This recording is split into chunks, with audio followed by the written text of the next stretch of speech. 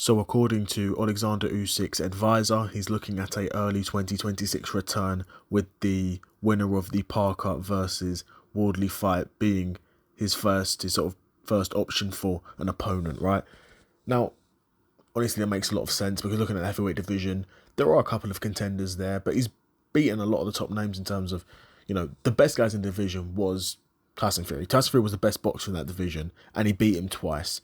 He's beat Anthony Joshua twice, and he's beat Dubois twice. The next guys in line would be a Joseph Parker and a Jit Caballel, and a Caballel seems to be out of the picture at the moment for some reason. Parker's fighting. Parker needs to beat Wardley. If Parker's able to beat Wardley, then he'll fight Usyk. Again, it'd be a pretty easy fight for Usyk, in my opinion, where you've got a guy in Joseph Parker who, yes, has mixed it at world level and has been fighting at world level for quite some years now, but isn't good enough to beat an Usyk. That is realistic of it. Sometimes in boxing, you just have to be honest with yourself. Usyk is a far better boxer than Joseph Parker. He's far more crisp. He's got a far better engine. He'll push the pace. He'll force Joseph Parker to get tired. A guy, Joseph Parker, doesn't really get tired like that. Doesn't really get tired. Doesn't gas out the same way other heavyweights gas out, like a Derek Chisora gasses out. Come the fourth round, he's blowing out his arse. Like a Zhang gasses out. But when you're in there against Usyk, he turns men into boys.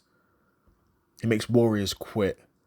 Made Daniel Dubois quit twice because he didn't knock Dubois out cold. Dubois could have got up, especially that second fight.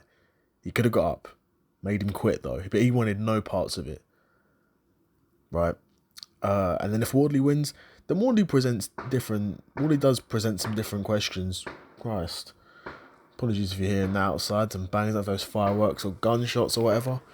But you never know with a Wardley. Jesus. Fireworks, apologies. But you never know with a Wardley. Wardley does pose those different questions, like I said. He's a far bigger puncher than Wardley. He's as big of a puncher as Daniel Dubois, in my opinion, but he's far more explosive. When you've got guys like Dubois and Ituama, in my opinion, these guys are truly concussive punchers. But Wardley is explosive.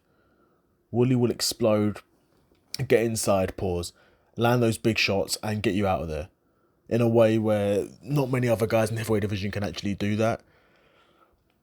And then you add in the fact that he is against an old man in Usyk, a guy who's got a lot of miles on the clock at this point, a guy who was an Olympian, undisputed at cruiserweight, undisputed at heavyweight. He's not had a short career, and he's definitely got a lot more fights behind him than he has in front of him.